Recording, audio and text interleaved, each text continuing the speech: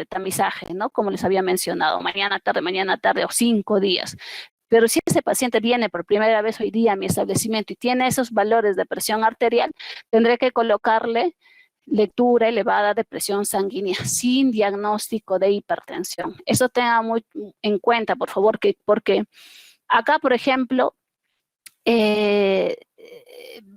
si es un paciente ya que es hipertenso, como este es el caso, esto ya es un paciente que ya tiene hipertensión arterial, se le pondrá repetitivo.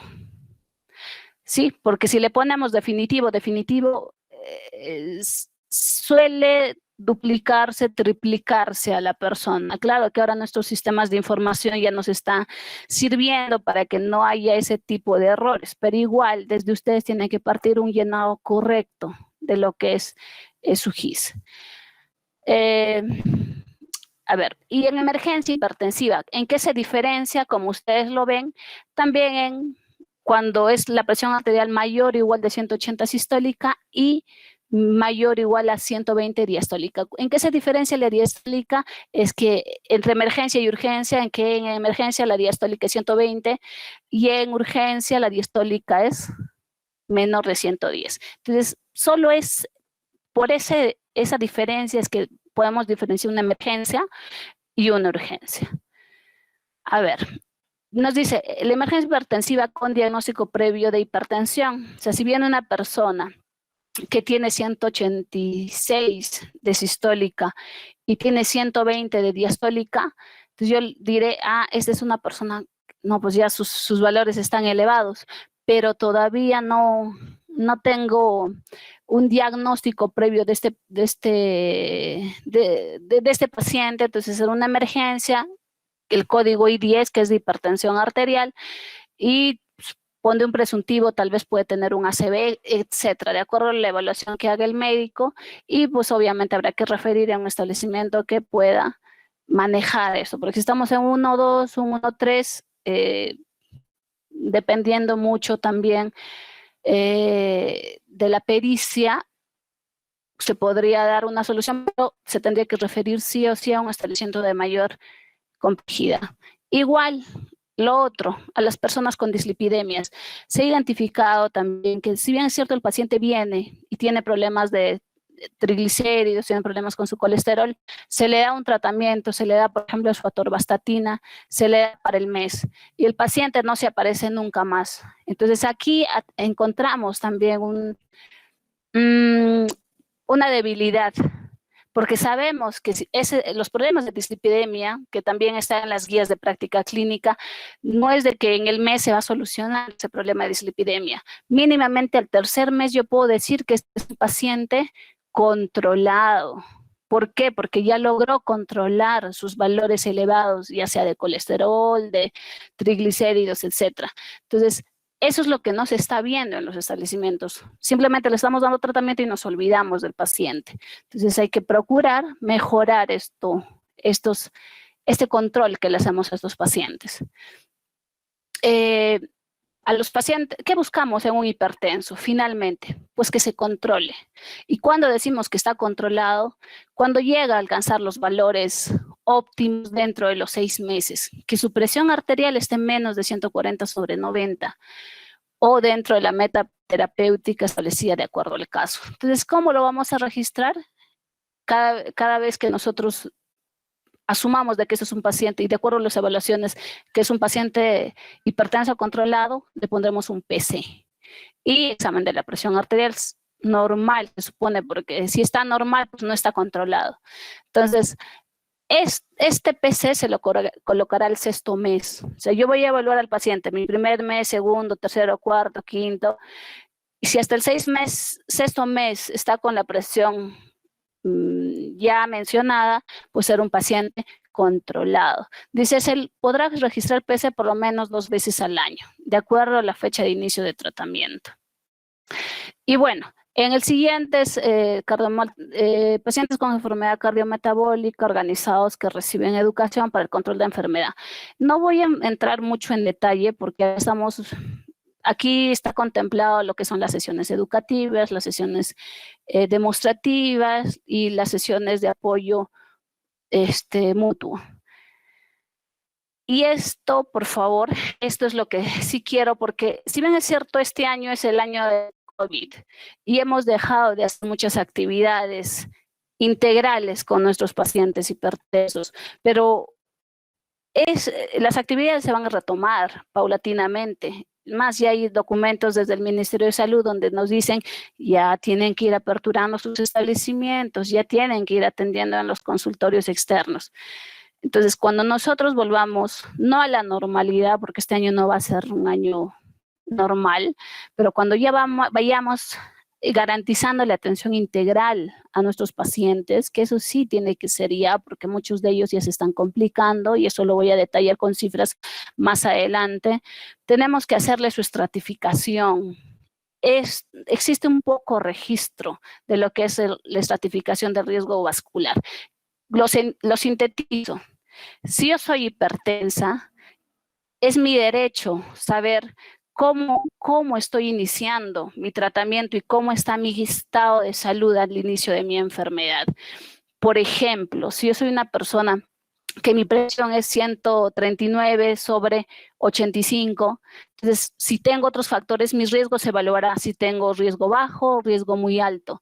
Si tengo riesgo muy alto, obviamente en mi establecimiento ya no van a poder atender mi caso, eso lo va a tener que atender un establecimiento que tenga médico y que tenga laboratorio y que tenga otras condiciones. Entonces, es necesario estratificar a nuestros pacientes. Esto lo dejo ahí. Esperemos sea una capacitación más específica en lo que es el GIS para que podamos explayarnos en todos estos temas. Pero sí o sí hay que hacer nuestra valoración de riesgo cardiovascular en nuestros pacientes y llenando pues en el lab si es moderado, si es alto, si es muy alto, etcétera. Y obviamente siempre entrelazado con lo que es el diagnóstico de hipertensión arterial. Los indicadores, voy a enfatizar bastante en lo que es el paciente controlado, el hipertenso controlado. Es el paciente que recibe enalapril o losartán de 1 a 2 tabletas por día por 6 meses. Sí o sí. Si se dan cuenta, el captopril se está poniendo, bueno, porque está todavía dentro de la guía, pero no como un medicamento prioritario para el tratamiento de la hipertensión arterial.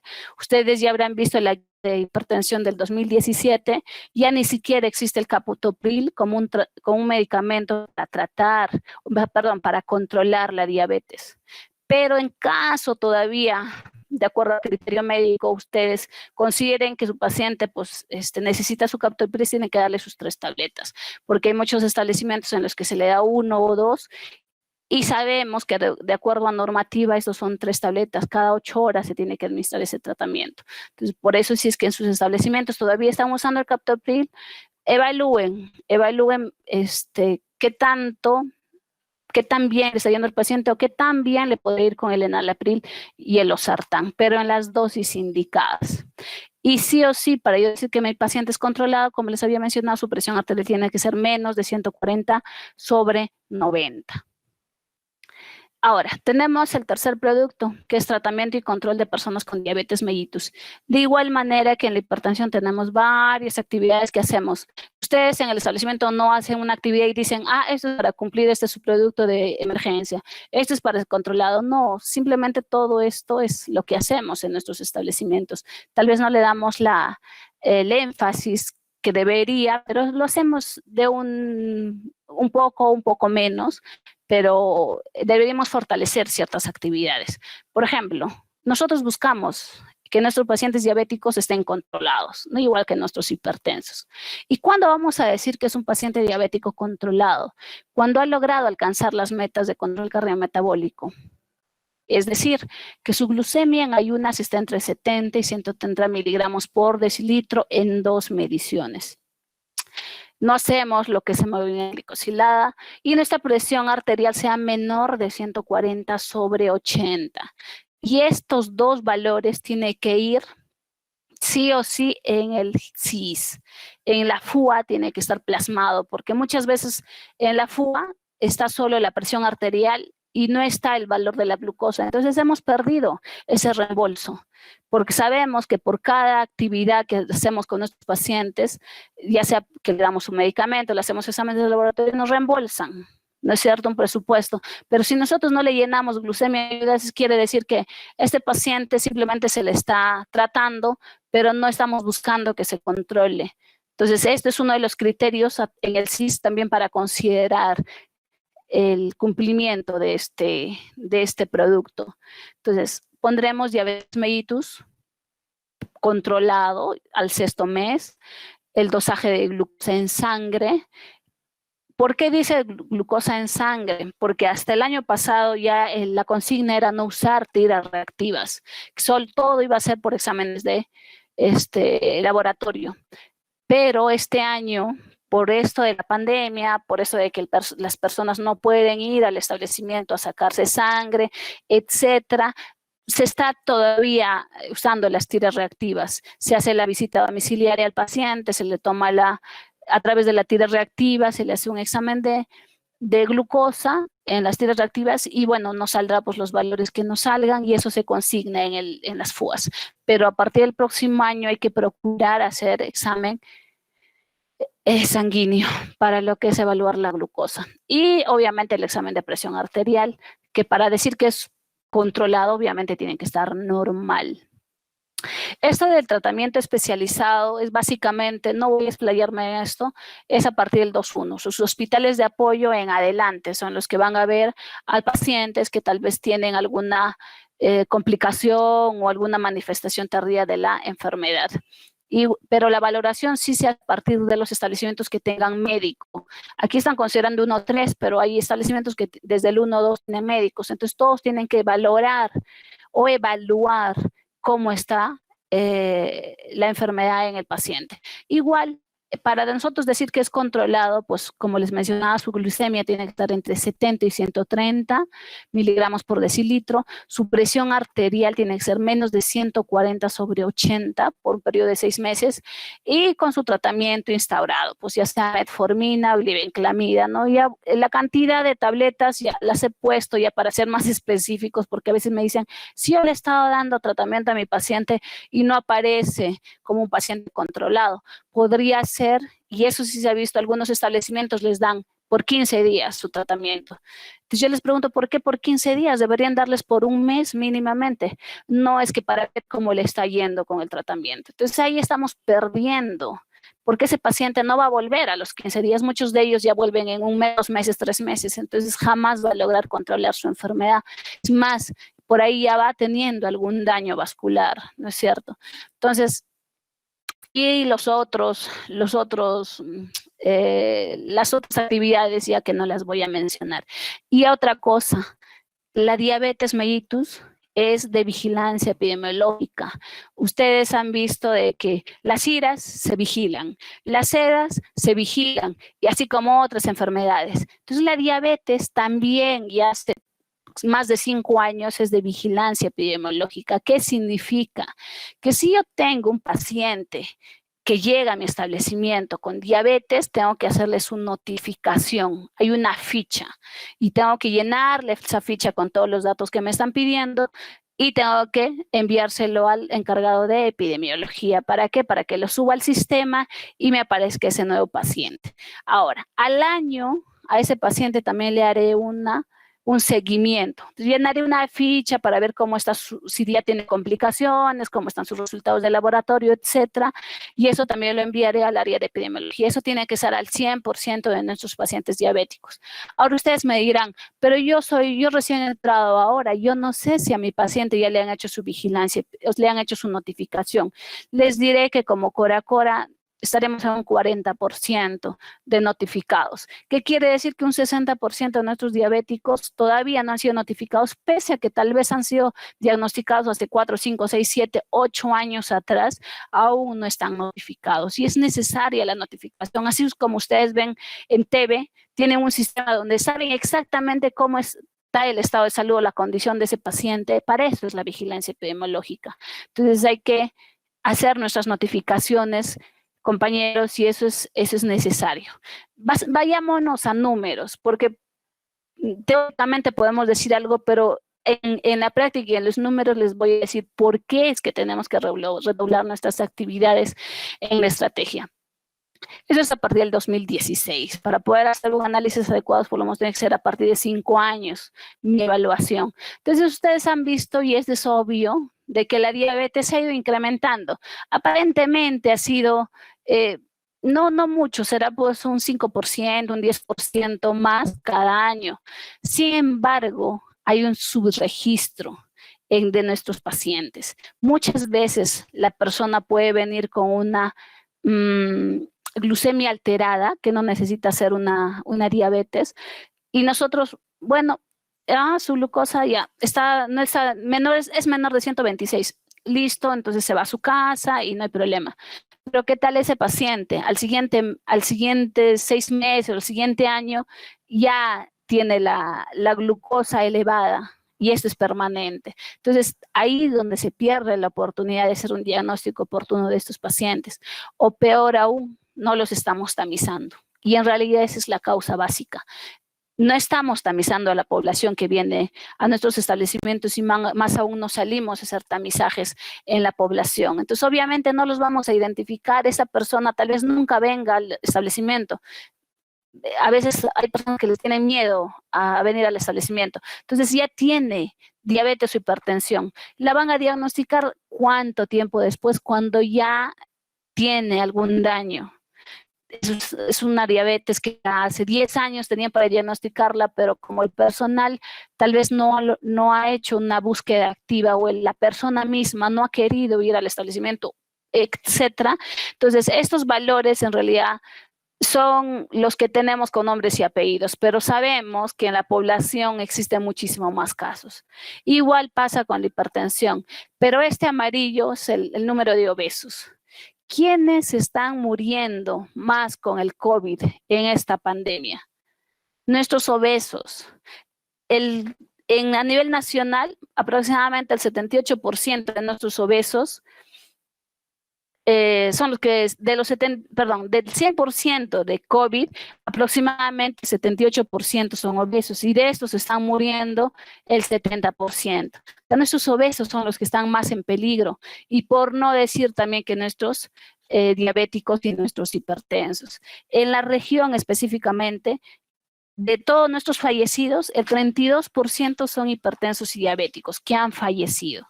Miren, no es una cifra baja. El 20% son obesos. El 52% tienen sobrepeso. Entonces, esto les indica de que esa es nuestra población vulnerable. Por ellos tenemos que trabajar con más fuerza en este año y tal vez el próximo año y en adelante, porque esas enfermedades son las que nos traen más muertes, ya sea por infartos, por derrames, ataques cardíacos, etc. Y con esta pandemia, peor aún. Entonces, bueno, aquí está el total de casos. Hablemos por redes. Cora aparentemente tiene menor número de casos a nivel de todita las redes. Ustedes no tienen muchos casos a comparación de la red Huamanga. La red Huamanga, la misma población que tiene, concentra el 50% de todos los casos de diabetes, de hipertensión, de obesos, de sobrepesos, etcétera. Pero ustedes, que son los que concentran, será pues un 10%, 12% de los casos de la región. Aún así, estos 266 diabéticos, 1.962 hipertensos y 2.252 obesos no están siendo controlados. Y esto lo voy a demostrar en este cuadro. Aquí está la cantidad de diabéticos y cuántos de ellos están complicados. Miren, 266 diabéticos. El 69% ya tienen la complicación, ya sea ocular, renal, etcétera. ¿Qué estamos haciendo? ¿Qué nos indica este gráfico? ¿Qué no le estamos haciendo? Ni el seguimiento, ni la atención que necesita esta población y ya se está complicando. Y sabemos que una persona que se complica, ya tiene algún tipo de complicación, tarde o temprano va a llegar una discapacidad o peor aún, a la muerte temprana, cuando se pudo haber controlado esta enfermedad en ellos. Es que estamos hablando más o menos de unos 160, no 180 pacientes ya tienen complicaciones. Y siendo tan poquitos en nuestra población y pudiendo nosotros hacerle un seguimiento, una visita domiciliaria, tal vez una actualización de nuestros padrones, que por cierto, eso es lo que se les pide también todos los meses, actualicen y envíenme su padrón. Actualicen y envíen el seguimiento. Le están haciendo teleorientación, le están haciendo telemonitoreo, qué sé yo. Y bueno, acá en el gráfico vemos quién es la población más en riesgo, pues obviamente la económicamente activa, de 30 a 59 años. En los adultos mayores, pues la hipertensión está que vuela, pero el resto no tanto. Entonces, entre los 18 y los 59 es donde tenemos el mayor número de casos, y nuestros picos están entre los 30 y 59 años. Y más o menos para, ya después de todo lo que les dije, existen normativas por las que se rige la estrategia y nos basamos. Entonces, ¿qué es lo que tenemos que hacer en nuestros establecimientos? Pues hay que tamizarlos para identificar oportunamente, diagnosticarlos y tratarlos oportunamente a estos diabéticos, a estos hipertensos, mediante la atención integral a través de los exámenes de laboratorio, tratamiento continuo, seguimiento, evaluaciones, interconsultas, estratificaciones, de acuerdo a la normativa vigente. Registrar en las historias clínicas los factores de riesgo, su IMC, su perímetro abdominal y su presión arterial. Les pongo un ejemplo chiquito. Hemos visitado establecimientos. El año pasado nos hemos ido por el sur a capacitar y también hemos monitorizado establecimientos. ¿Y qué hemos encontrado? Que hay pacientes que llegan, un ejemplo, llegan a planificación familiar. Hay señoras que llegan y la señora tiene 42 años. Le ponen en su índice de masa corporal a la señora 40. Su presión arterial 120, 80. Y su perímetro abdominal tiene la señora 90. A ver, y esto está escrito en la historia clínica. Sin embargo, la señora pasa al establecimiento, al consultorio, le dan su método y la señora se va. No estamos perdiendo una oportunidad nosotros al identificar a esta señora que de por sí con su IMC de 40 ya es obesa, con su perímetro abdominal de 90 que es anormal, es muy elevado, y con la edad que es 42 años, ya van 3 factores de riesgo. Sabemos que a partir de los 40 años nuestro riesgo se incrementa. Entonces, ¿qué hemos hecho? Pese a que estaba en la historia clínica, simplemente hemos dejado pasar y se le ha atendido específicamente por lo que vino la señora, más no se ha visto integralmente la salud de esta señora. A esta señora tendrían que haberla mandado inmediatamente al laboratorio, inmediatamente se habría instaurado las actividades para cambio de comportamiento, tratamiento, si tiene dislipidemias, etcétera. Entonces eso es lo que nos está haciendo. Registrar las atenciones en el padrón nominal de factores o de casos según corresponda y en las tarjetas de tratamiento. Si ustedes ya han revisado que en sus establecimientos, me imagino, porque hasta cuando yo lo he visto, tenían ya sus tarjetas de tratamiento. Así como se lleva una tarjeta de los pacientes con TB, igual hay una tarjeta de los pacientes hipertensos y diabéticos. Claro que esa tarjeta no nos va a durar solo 6 meses, como en los casos de TB. En caso de diabetes y hipertensión, esa tarjeta la usaremos. Una tarjeta está hecha para 3 años. Igual tendremos al 4.º año cambiar otra tarjeta y otra tarjeta. ¿Por qué las tarjetas? No es solo para a ustedes asfixiarlos y darles más actividades, sino que cómo es que nosotros vamos a estar viendo cómo está evolucionando este paciente, si no llenamos mensualmente o trimestralmente o semestralmente cómo está la salud de este paciente. Quienes le han visto, ya ha habido interconsultas, le han hecho exámenes de laboratorio, le están dando su medicamento, todo eso nos pide la tarjeta y es más fácil porque para ustedes, para poder hacer un seguimiento, tienen que tener información a la mano y la tarjeta es lo que les va a servir. Y si es que todavía no lo están llenando, yo les sugiero y los llamo para que manejen las tarjetas de tratamiento de estos pacientes. Más aún en esta pandemia, yo quiero saber de mis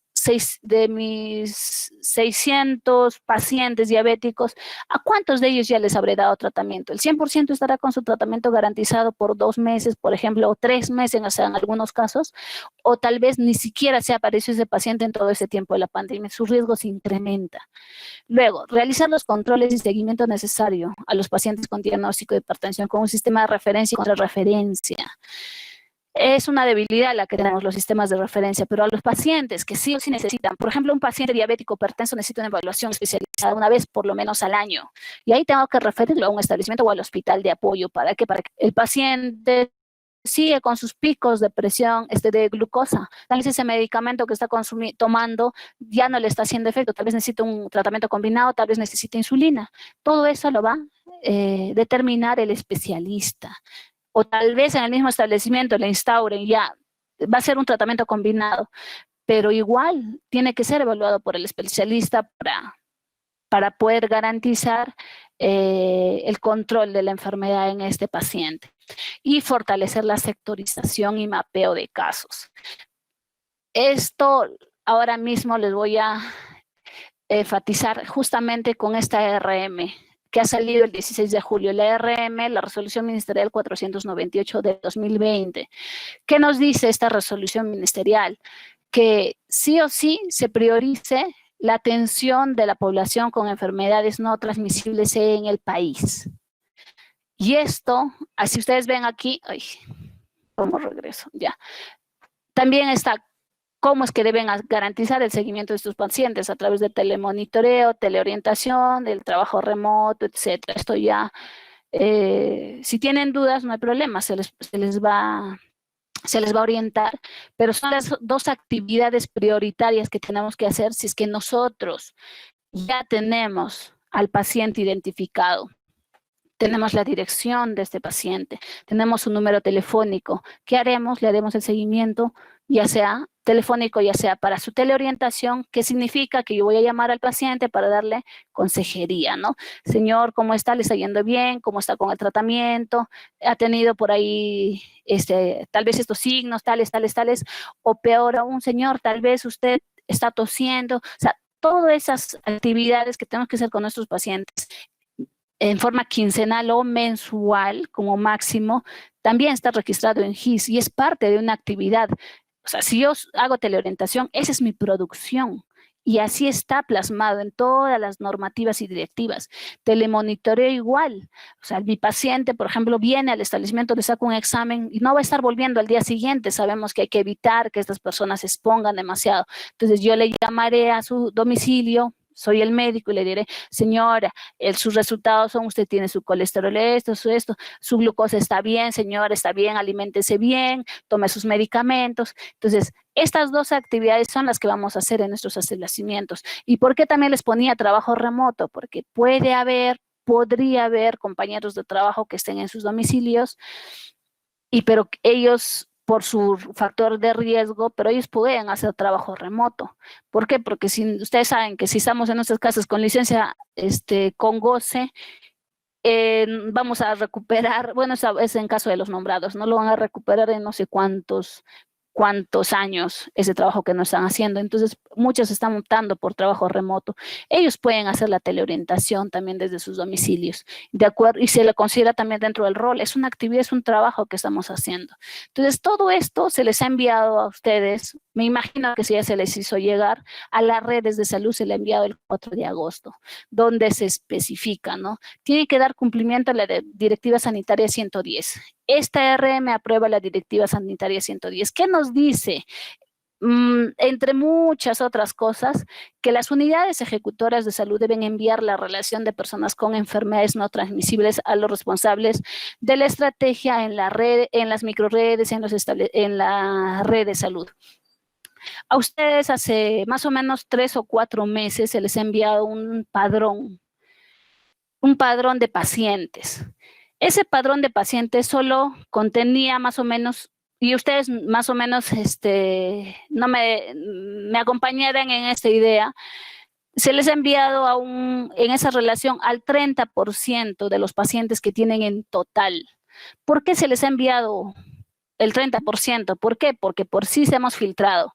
A ver, como en esta pandemia los que se nos van a morir y los que se nos van a complicar son nuestros pacientes diabéticos hipertensos, listo. A ver, este paciente vino hace 2 meses y de ahí no ha venido más, hay que hacerle seguimiento. Este es un paciente diabético y tiene 60 años, ya listo, hay que hacerle seguimiento. Este paciente tiene diabetes, mellitus, hipertensión arterial, no, es muy alto riesgo, ya, estos hay. Entonces, eso se ha priorizado y se les ha enviado a ustedes un seguimiento. En ese seguimiento también aparecen las direcciones de estos pacientes. Entonces, lo que ustedes tenían que hacer era priorizar.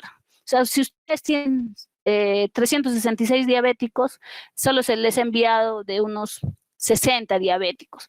¿Para qué? Para que prioricen a estos 60, los visiten, les garanticen su tratamiento, actualicen sus direcciones, porque esas direcciones no necesariamente son las direcciones finales o reales, y su número de teléfono a estos 30. Luego tenían que coberturar al resto de pacientes, porque de 366 que le hagan seguimiento solo a 60 y que va a quedar con el resto, no estaría bien. Entonces, hasta el año la meta era que hagamos seguimiento y atendamos al 100% de nuestros pacientes. Ahora, ustedes todavía ni siquiera este pequeño 30% les han hecho seguimiento, no les han garantizado el tratamiento a todos ellos. Sabemos que por esta pandemia hasta se ha autorizado de que el tratamiento se lo podían dar entre 2 hasta 3 meses para que el paciente no tenga que volver al establecimiento. Pero desde el inicio de la pandemia ya han pasado ¿cuántos meses? Más de 4 meses. Entonces se supone que ya tiene una segunda visita domiciliaria si es que el paciente mismo no ha ido al establecimiento. Entonces, esto es lo primero que nos pide la directiva sanitaria, que haya un seguimiento de pacientes, un padrón nominal y este esté actualizado. ¿Y quiénes lo actualizan? Pues los establecimientos. ¿Y cómo es que van a actualizar los establecimientos? Como les mencionaba, hay una relación que la red tiene que retroalimentarles a ustedes cada mes. Y esa información ustedes tienen que devolverla luego de hacer las actividades, actualizando sus direcciones, si están haciéndole su seguimiento a través de teleorientación, si les están haciendo telemonitoreo. O sea, ahora no hay excusa de que no, yo no tengo tiempo y no le puedo hacer seguimiento al paciente. Sí se le puede hacer seguimiento a estos pacientes. No necesito desplazarme todavía hasta el domicilio del paciente. Si por A o B ese paciente no, no tiene teléfono, pues yo conversaré, veré cada situación de cada uno de ellos, le diré, ven al establecimiento, por favor, ustedes identificarán, pues no, porque ya no solo están atendiendo COVID y no COVID, también están atendiendo otras morbilidades. Entonces, ustedes le dirán, ven a esta hora o ven por acá y ustedes ya esperarán al paciente para poder darle su tratamiento, aprovechar que está en el establecimiento, tomarle su glucosa, medirle su presión arterial. Lo importante es no dejar de atender a estos pacientes. Entonces, ¿qué más haremos? Habrá que hacer a través de nuestro mapa de sectorización. En todos los establecimientos que he visitado, en toda la región, bueno, no será en el 100% porque no he llegado al 100% de establecimientos, pero en el 80% de establecimientos tienen su mapa de sectorización. Pero ¿cuál es el detalle en esta sectorización? Que tienen, a ver, para mis niños menores de 5 años, ya aquí están sectorizados, ahí están toditas las licenciadas en enfermería y los técnicos generalmente. Y tienen, ya yo estoy en el sector X, yo estoy en el sector Y, yo estoy en este otro sector. Igual en obstetricia, tienen su mapita donde están ahí sectorizados para el seguimiento de sus gestantes. La pregunta que les hago es, la sectorización no debería ser por establecimiento. ¿Qué quiere decir? Que si yo estoy sectorizado en una zona X, debo ver a los niños de ese sector, a las gestantes de ese sector y también a los diabéticos e hipertensos de ese sector y tal vez a otras morbilidades que vayan a tener. Eso es lo que se pide en los establecimientos y por eso es que se ha enviado también un documento en donde se les está solicitando la sectorización efectiva para los diabéticos hipertensos. Entonces ustedes me dirán, pero en este establecimiento sí tengo, se le hace seguimiento a los diabéticos hipertensos. Entonces yo les diré, señores, entonces me imagino que ustedes ya tienen que en el sector X cuántos hipertensos tienen, en el sector Y cuántos diabéticos tienen. Eso es sectorizar, porque ya tengo identificados a quienes tengo que visitar. Eso es lo que se les está pidiendo a ustedes. Las modalidades de atención, bueno, como les decía, como ya les mencionaba, si yo hago la visita domiciliaria, es parte de mi actividad. Si yo estoy en el consultorio, y ojo, que eso no solo es para el responsable, eso que quede claro. Muchas veces todo lo cargan. Si se le solicita algo, la sectorización o las visitas domiciliarias o el seguimiento, todo se le carga al responsable. Sabemos que en esta pandemia no todos los consultorios están funcionando. No todo el personal está abocado a lo que es COVID y no COVID. O mejor dicho, los que están en COVID, es más, ya no debería haber esa diferenciación, pero bueno, en algunos establecimientos todavía se sigue manejando eso de COVID y no COVID, pero no, el 100% del personal no está abocado a esto. ¿Qué está haciendo el otro personal que no esté en estas actividades? Entonces deberíamos hacer también para eso sirve la sectorización, para que se pueda hacer la teleorientación, el seguimiento de estos pacientes, las visitas domiciliarias. ¿Por qué? Porque vuelvo a repetir, y esto hasta el final, en esta pandemia recién las autoridades, los directores, el mismo nivel nacional están enfocando su mirada hacia los daños no transmisibles. ¿Por qué? Porque esta población es la que más riesgo tiene de complicaciones y son las que se nos están muriendo más. Dentro de daños no transmisibles tenemos a los hipertensos, diabéticos, obesos, sobrepesos y dislipidémicos. Y justamente esa población es la más afectada. Y eso es lo que recién están volteando.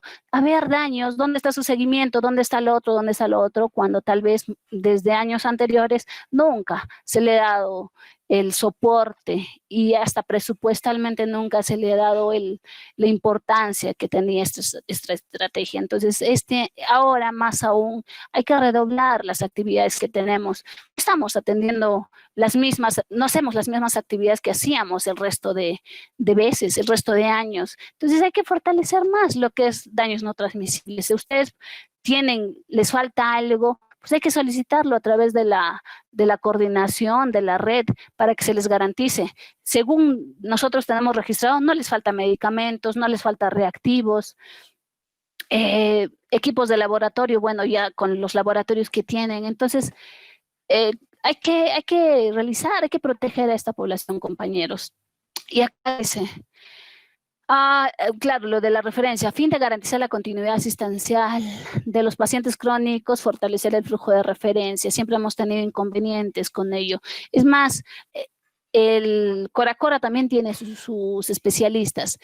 Con ellos también se debe garantizar lo que son las teleinterconsultas. El médico del establecimiento, con los exámenes de laboratorio de su paciente, le llamará, concretará una teleinterconsulta con el especialista del hospital de apoyo y dirá, pues, mire, paciente está en esta situación con su medicamento, tal vez no está controlando, entonces el especialista dirá, ya, bueno, está bien, sigue esto, y todo esto son sus actividades.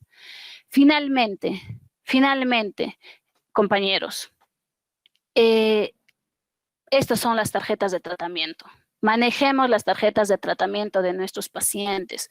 Si ustedes ven aquí, está lo básico, no les piden más cosas. El peso y el IMC, el perímetro abdominal, no lo van a llenar en forma mensual. Esto lo llenarán en forma trimestral. Igual la glucosa, su perfil lipídico. Las vacunas, hay que garantizar las vacunas a esta población. La influenza y la neumococo hay que garantizarlo. Y he hecho la coordinación también con la responsable de inmunizaciones de acá de la DIRESA y también tienen la misma relación de pacientes que yo tengo para contrastar. Porque muchas veces en las redes y en los establecimientos dicen, ay, a mi población es esta, la de siempre, pero no están considerando a los diabéticos, a los hipertensos. Entonces, también hay que garantizar sus vacunas. Si en esos establecimientos hay nutricionistas, psicólogos, etcétera, también hay que hacerles las interconsultas. No solo hay que esperar, no, este es un paciente hipertenso, ya al médico. Somos un equipo multidisciplinario que tiene que realizar actividades con estos pacientes. La dieta, la actividad, etcétera. Entonces, esta es la tarjeta de tratamiento que hay que usar con ellos. En lo que es la agudeza visual, que a todo paciente diabético hay que hacerle una vez al año por lo menos, pues ahí están todos los materiales, ahí están los registros y sus cartillas de Sneller que ya están en sus establecimientos y el material que ya Salud Ocular les ha dado. Entonces, eso básicamente serían las pautas que les quería dar, compañeros, para poder manejar y garantizar que nuestra población no se ve perjudicada y menos en esta pandemia. Eso sería todo. No sé si hay algo más, Karen.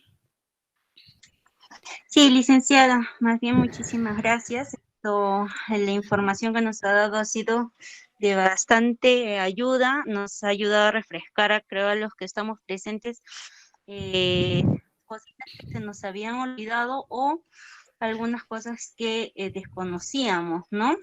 En el caso de, yo quería ahondar más en este caso de, de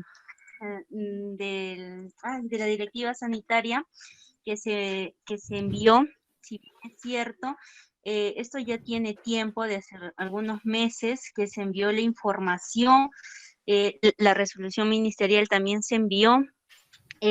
Bueno, aquí los que estamos presentes en esta conferencia es, la mayoría son Serum, que han ingresado recién en julio, y pues a ellos se les está dando recién a conocer esta información.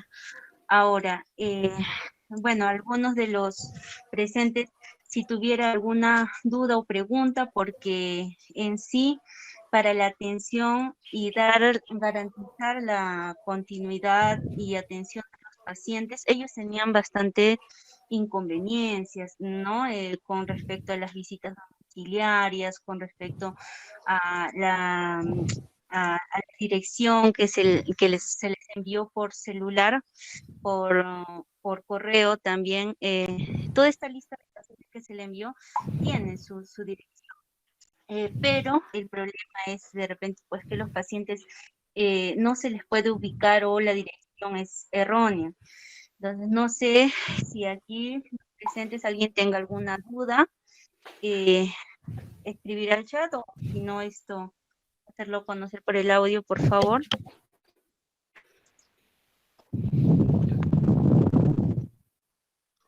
A ver, responsables, por favor.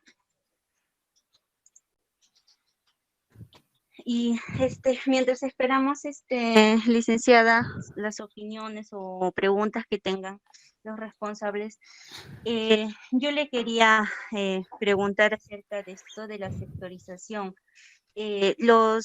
Cada responsable tiene que enviar evidencias, fotos de su mapa, de su sectorización, acompañado con un plan o un informe simple de cómo se están distribuyendo en el establecimiento, o solamente van a ser evidencias, fotos. Todo establecimiento, por eso es que te mencionaba que sería bueno siempre que esté el jefe de establecimiento, porque en esta directiva, y como en otros documentos, están enfatizando bastante que todos estos procesos tenemos que hacerlo de la mano con el jefe de establecimiento. Ellos tienen que estar involucrados. Sobre la sectorización, un informe simple donde se adjunte, qué sé yo, el acta, ¿no? Donde se hayan sectorizado que tales personas están sectorizadas en tales lugares, y para hacer seguimiento a a esta población o a estas personas o a estos diagnósticos. Eso es lo que necesitamos nosotros, que nos den las evidencias de la sectorización, porque si yo pregunto, a ver, microred Incuyo, ¿tiene su sectorización? Sí, sí tengo mi sectorización, pero ¿realmente estarán sectorizados como nosotros necesitamos para lo que es hacerle seguimiento a estos hipertensos, a estos diabéticos?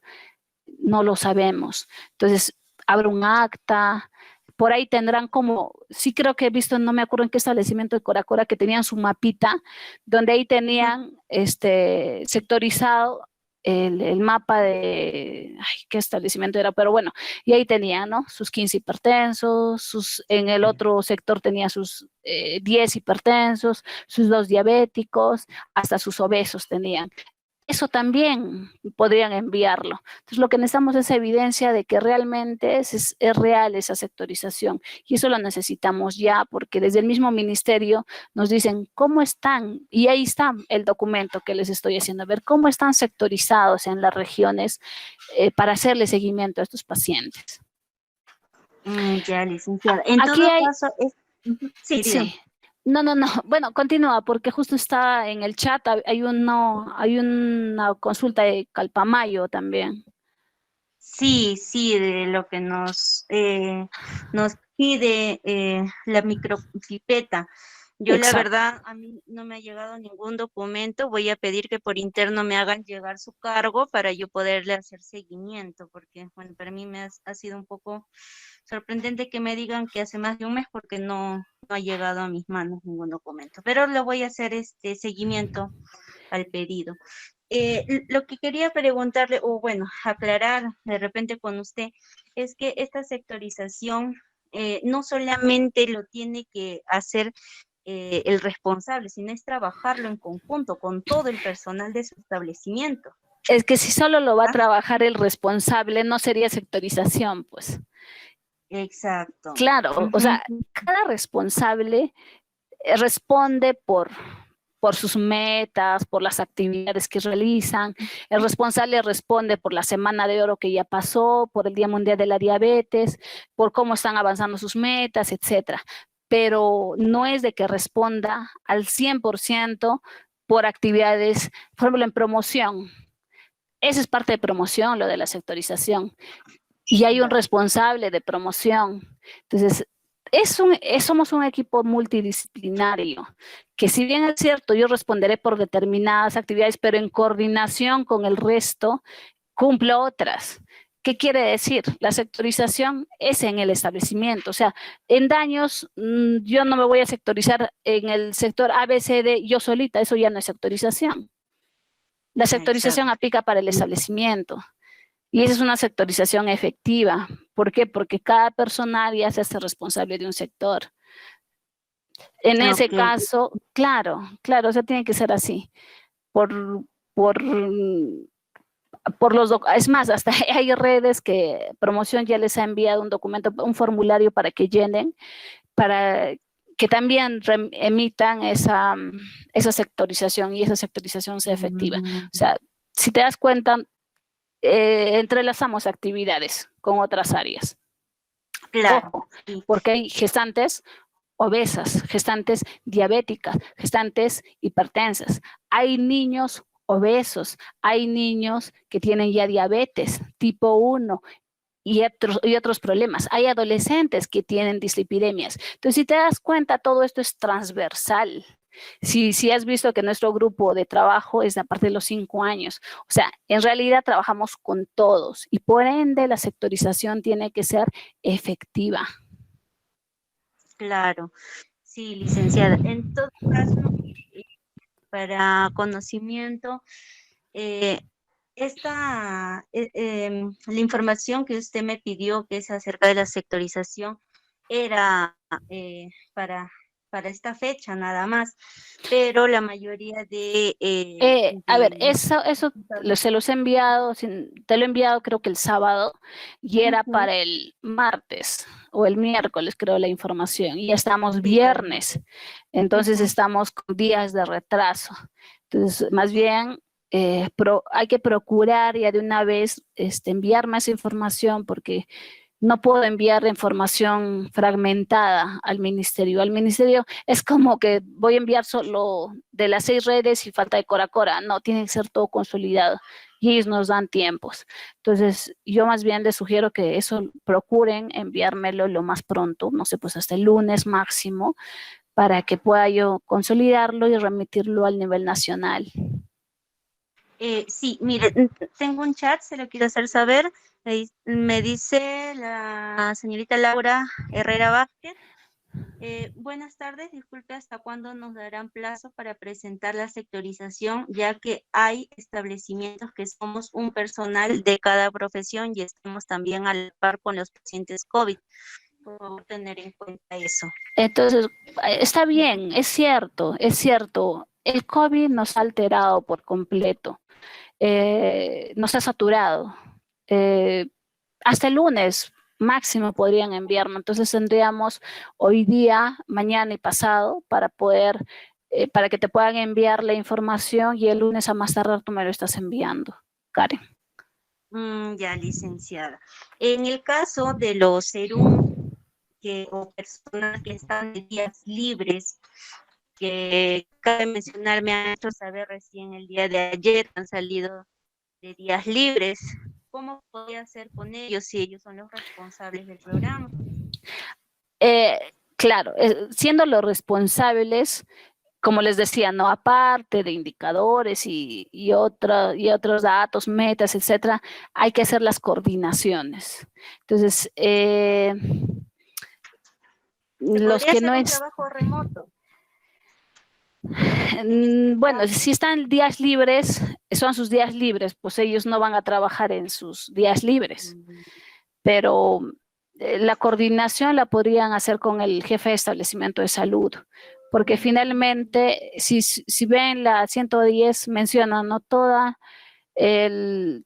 actividad, nuestro plan de reapertura de consultorios, etcétera, tiene que trabajarse junto con el jefe de establecimiento. Es básicamente coordinación para ver quién, o sea, si ahorita no hay sectorización, ahí sí, pues no vamos a tener que organizarnos, reunirnos con el jefe de establecimiento, con las otras áreas y ver todo lo que compete a la sectorización.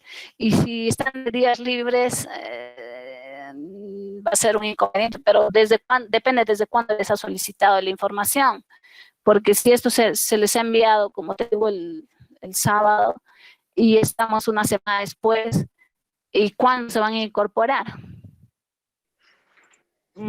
Desconozco la fecha en la que el tiempo que ellos tienen días libres, pero la información solicitada fue el día martes.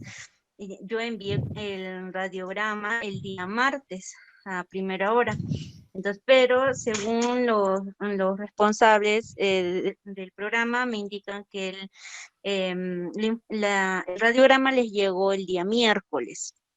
Varios de ellos les llegó el día miércoles, día en el que algunos de ellos salían de días libres. Ujú. Mm, Ese es bueno, el problema. eso vas a tener que coordinarlo, Karen, porque no creo que el 100%, ni siquiera el 20% esté en días libres de los responsables. Estaremos hablando de cuántos establecimientos, dos, tres establecimientos, A los pero que el me hicieron resto, llegar la información de que salían de días libres son 3 a 4 personal que han salido. Ujú. mm, Sí, coordínalo también con el jefe de establecimiento para ver qué tanta salida podemos tener a eso. Pero estaríamos hablando solo cuatro. El resto sí o sí tendría que enviarte máximo hasta el lunes. ya, licenciada.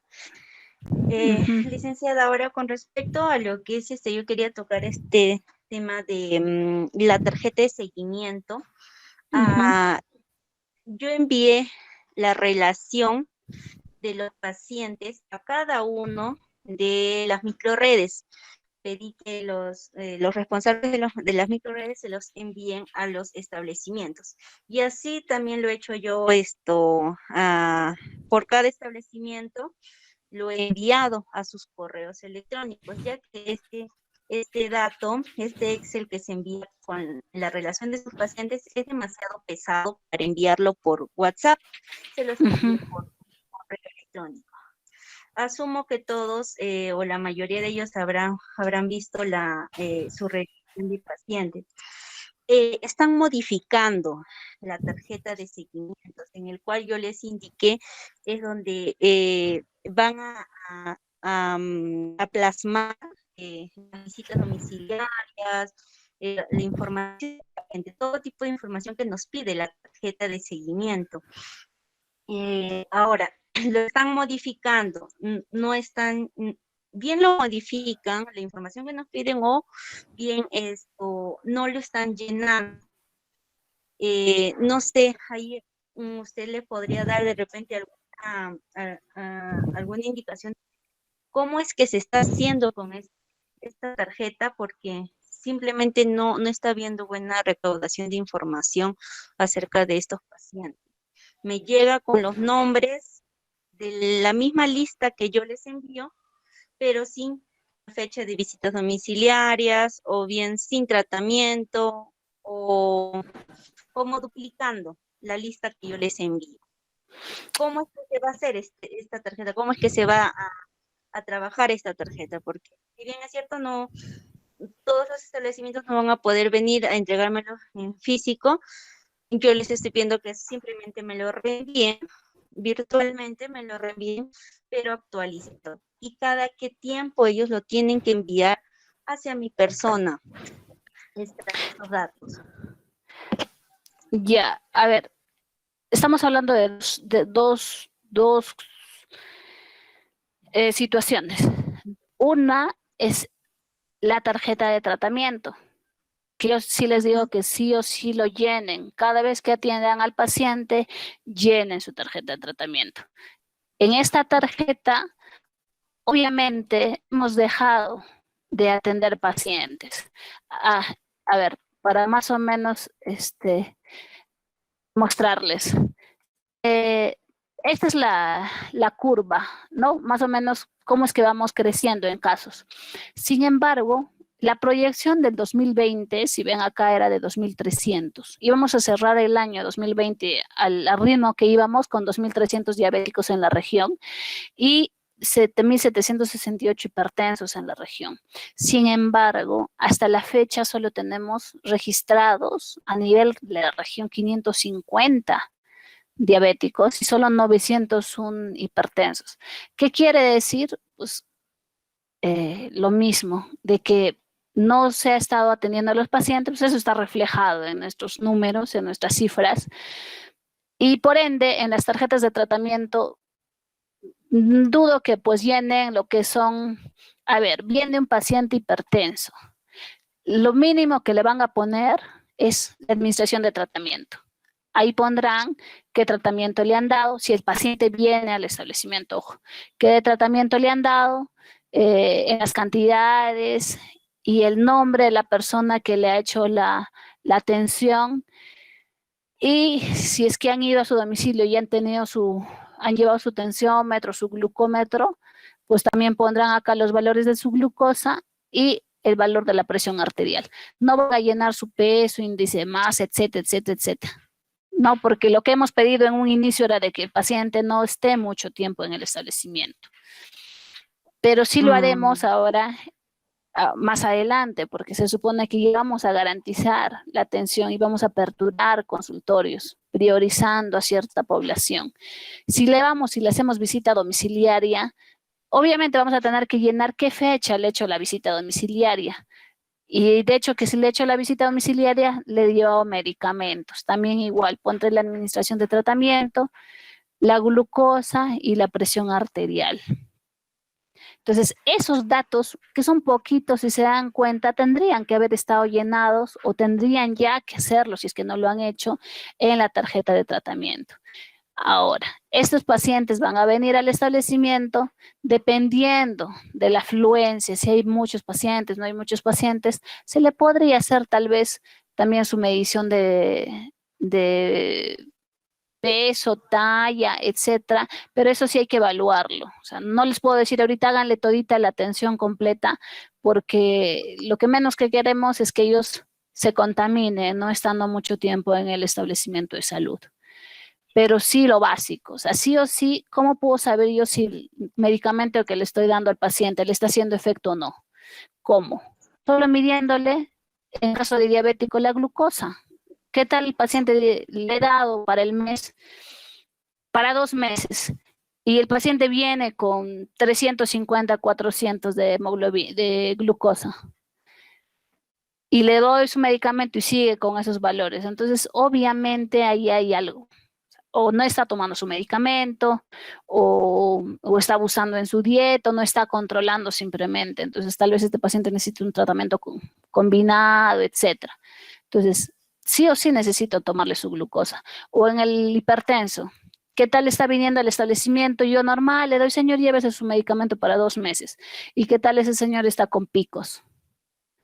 Entonces, es necesario esos valores también ir llenándolo. Entonces, no es mucho, porque habitualmente tendríamos que hacer muchísimo más cosas con ellos. Laboratorio, y todas las otras actividades, interconsultas, etcétera. Entonces, eso es por un lado, la tarjeta de tratamiento. Por el otro lado, el seguimiento, el padrón nominal que les has enviado, tiene un esquema, es un Excel, donde dice la dirección, está ahí la dirección, Ya el personal que hace la visita la actualizará la dirección, tal vez es esa misma dirección, entonces no tiene por qué modificarla. Tal vez el paciente tiene, sí o sí hay que pedirle siempre su teléfono, no el 100% tiene teléfonos, está bien, si no tiene teléfono, bueno, indagaremos, tal vez el vecino tiene un teléfono o por ahí hay un teléfono público, etcétera. Si por ningún lado ya, pues ahí pondremos no hay teléfono, no hay medio de comunicación. ¿Por qué? No solo porque digan, ay, me están pidiendo el teléfono, sino que como nosotros como personal de salud, ojo, nunca estoy hablando específicamente del responsable, como personal de salud, nosotros tenemos que garantizar que ese paciente, si yo tengo su número de teléfono, pues bingo. ¿Por qué? Porque le voy a poder hacer su monitoreo telefónico y poder plasmar pues la teleorientación que yo hago con él, tal vez tu telemonitoreo. Entonces, y al costado también en ese Excel me pide, el paciente presenta, no, se le ha hecho visita domiciliaria, ¿qué fecha? Entonces tendré que poner qué fecha le he visitado. No es solo sí, no, sí, no. Entonces cuando le he visitado o cuando le he llamado, tenía iras, sí, no, esos datos. Hay que, no es mucho, porque ya la relación ya está. O sea, ya todos los datos están consignados, solo que hay que actualizar la dirección, su número y las actividades que hemos hecho con ellos. Eso es lo que se les está solicitando que envíen en forma quincenal a cada uno de los establecimientos. Entonces, solo eso va a garantizar que realmente estamos trabajando con ellos, pero si ustedes me envían, si yo les envío la cantidad de pacientes, si ustedes me rebotan la misma, es que no estamos haciendo actividades con ellos. Eso hay que tenerlo bastante en cuenta. Es más, para lo que es la sectorización, dependiendo de la cantidad de trabajadores que estén en un sector, obviamente en un establecimiento, pues 1-3, 1-4, donde hay mayor personal, también podemos garantizar ya con mayor personal lo que es la teleorientación de estos pacientes, el seguimiento, etcétera. Ya, licenciada, en el caso que sea solamente un personal, bueno, igual los establecimientos que tienen solamente un personal no tienen tampoco más de Es 6, que 7. si hablamos de los unipersonales, eh, en Coracora, ¿cuántos establecimientos unipersonales tienes? ¿Tendrás pues 3, 4 establecimientos unipersonales? ¿O tienes más? Más, Hablando de los unipersonales, la sectorización no aplica en ellos. ¿En qué sentido? De que el trabajador que está ahí es solo. Obviamente ya evaluará pues qué días hace una visita a un lugar, a otro lugar. Ahí no aplica, se supone que aplica a partir de 2 personas a más. Y aparte claro. también esos establecimientos tendrán pues cuántos, 1, 2, 3 diabéticos, tendrán por ahí 5 o 2 hipertensos, o sea, no es muchos la cantidad de pacientes que tienen. Entonces, por ello es que sí o sí necesitamos sectorizarnos. Ya, licenciada. Entonces, creo que está quedando claro lo que es acerca de la sectorización y el seguimiento, ¿no? La tarjeta de seguimiento, como usted mismo lo ha dicho, se solicita la información del seguimiento de los pacientes quincenal, ¿no? Esperemos que esta información empiece ya a circular, porque hasta el día de hoy, pues no de todos los establecimientos se está recibiendo esta información, y como usted bien lo dijo, es una información urgente, ¿no? Importante para, de paso, hacer el monitoreo a los pacientes diabéticos e hipertensos. De acuerdo a una relación que me dieron hasta hace una semana atrás más o menos, en Coracora, de los pacientes COVID que han tenido ustedes, se les han muerto aproximadamente 4. Mira, eso es una información no actual, o sea, no es que me lo hayan dado ahora. Uno era obeso, dos eran obesos, creo que uno es diabético, hipertenso, entonces, y ojo que ustedes son la red que menos pacientes tienen, diabéticos, hipertensos. Entonces, esos son los fallecidos por COVID. Y aparte hay otro porcentaje de fallecidos por accidentes cerebrovasculares, ataques cardíacos. Entonces, sí hay que trabajar bastante en cora a cora con nuestra población. No les estamos haciendo seguimiento. Y ustedes han visto, el 65% ya tiene complicaciones. De ese 65%, ¿cuántos más fallecerán este año? Más aún este año que ni siquiera les estamos haciendo el seguimiento correspondiente, no están accediendo al establecimiento de salud y si van es solo para un tratamiento. Entonces, en realidad esa es la preocupación del gobierno también, ¿no?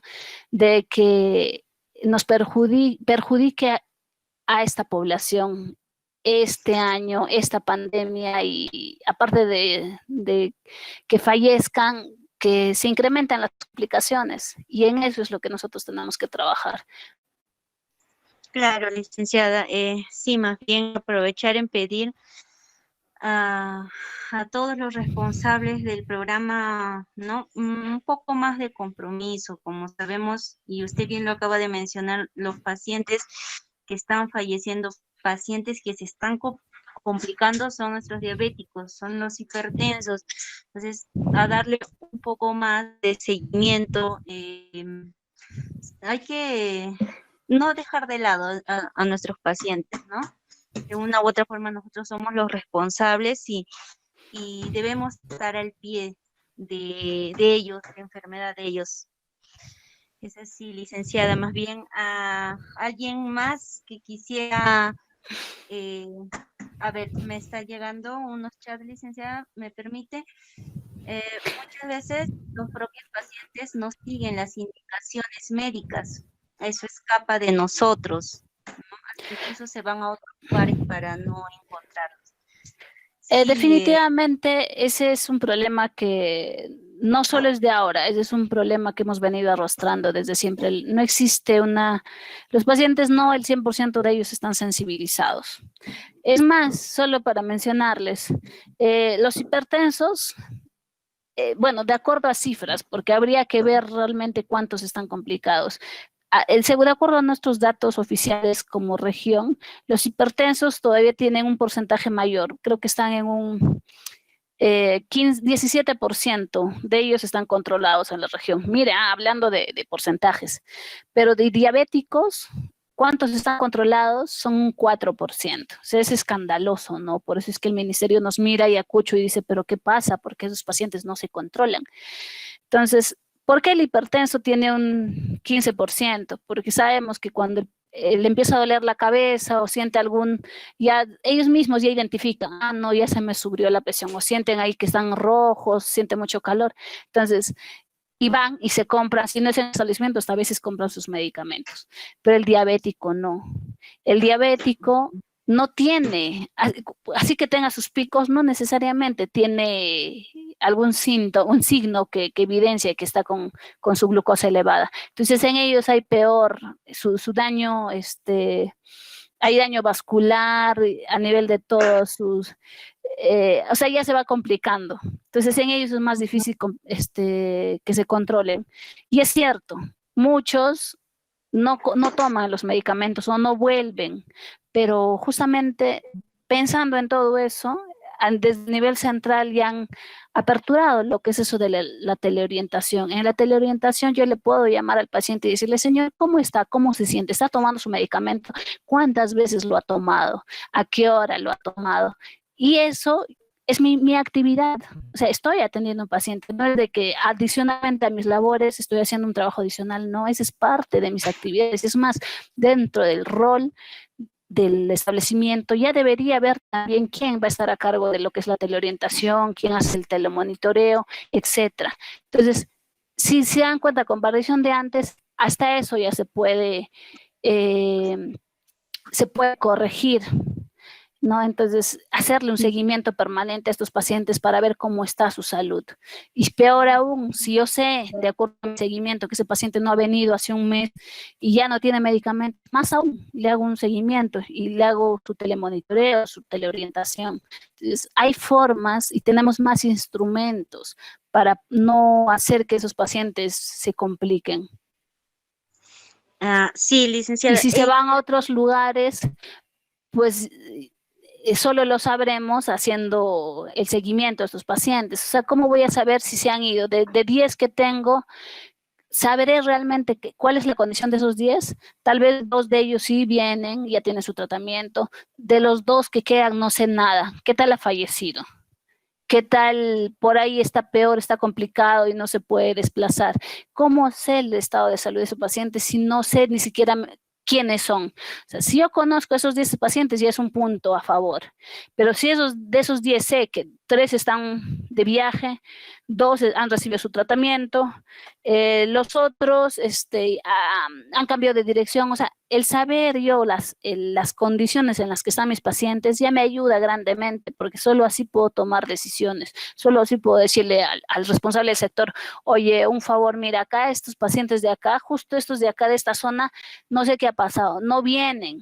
Entonces, ahí coordinaré para que se le haga su visita domiciliaria, etcétera, se fortalezca lo que es la teleorientación, qué sé yo, solo sabiendo realmente cuántos pacientes tengo. Si ahorita los establecimientos no saben exactamente ni cuántos pacientes tienen, entonces estamos muy lejos de lograr siquiera garantizar que esos pacientes estén controlando su enfermedad. Así es, licenciada. Bueno, licenciada, Ajá. creo que no hay más preguntas por parte de los presentes. Yo le agradezco bastante esta capacitación, esta inducción que les ha dado a los SERUM. Bueno, también a nosotros la información para aprender un poco más, ¿no? Y actualizarnos de algunas cosas que por el contexto en el que nos encontramos han cambiado ciertas cosas, ciertas actividades que hacemos con nuestros pacientes. Yo le agradezco bastante su participación con nosotros. ¿Algo que desea acotar antes de terminar? No, básicamente ya lo he ido repitiendo desde el inicio de la presentación. Estamos trabajando con una población especial. Estamos trabajando con una población a la que nunca antes se le había dado la importancia. Muchas veces, es más, hace 3 años decían, ¿qué es daños no transmisibles? Diabético, hipertenso, bueno, sí, le estoy dando el tratamiento. Entonces solo se le veía así a esta población. Pero poco a poco se ha ido a través del CIS, volviéndose indicador, a través del GIS, a través de los indicadores de acuerdo de gestión y muchas cosas más, documentos técnicos. Se le ha estado tratando de dar la importancia que amerita esta población. Pero este año realmente se ha evidenciado que a esta población es a la que hay que proteger. Esta población es la que están, cada uno de ustedes en sus casas tienen, si no es un obeso, es un diabético o dislipidémico o hipertenso. Entonces, estas enfermedades están creciendo en forma alarmante. Los hipertensos, ustedes han visto, y los obesos se están incrementando tremendamente. En la región el 40% es obesa y el 60% es sobrepeso. Entonces, si se dan cuenta, son números altos. Y de uno de los factores para la hipertensión y la diabetes es la obesidad y el sobrepeso. Entonces, trabajemos en esta población. Podemos estar muy saturados con los pacientes COVID, pero esa organización, organícense con el jefe de establecimiento y con sus compañeros del área, sectorícense y divídanse las actividades, porque no todos estamos haciendo nuestras actividades como todos los años. Hay personal que tiene más tiempo disponible, es cuestión de organización. Y bueno, gracias por su participación con los que todavía nos vienen acompañando hasta ahora, y espero que no sea la última vez. Siempre es necesario este tipo de reuniones y cualquier duda que tengan, hacerla llegar a la coordinadora, y si no, igual, no creo que no dejaba mi número en la presentación, pero estamos en contacto. Cualquier duda que tengan, estamos ahí para poder absorber las dudas o viabilizar algún pedido que ustedes tengan. Si no tienen medicamentos, si no tienen reactivos, solicítenlo a la responsable de la red. Y si no le atienden en un tiempo, en unos 3, 4 días, reiteren esa solicitud. Y si no, también hágamelo llegar a mí, porque como Diresa nos importa que lo básico lo tenga el paciente. Eso sería todo. Gracias, Karen, y gracias a todos los participantes. Gracias a usted, licenciada, y a todos Hasta los que luego. participaron. Hasta luego, licenciada.